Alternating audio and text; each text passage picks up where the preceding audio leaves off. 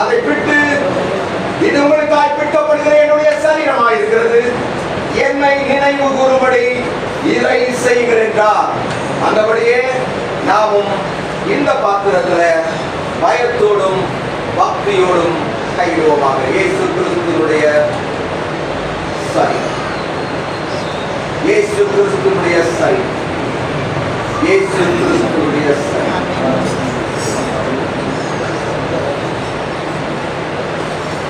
கர்த்தரின் பந்தியில் வா சகோதரரே,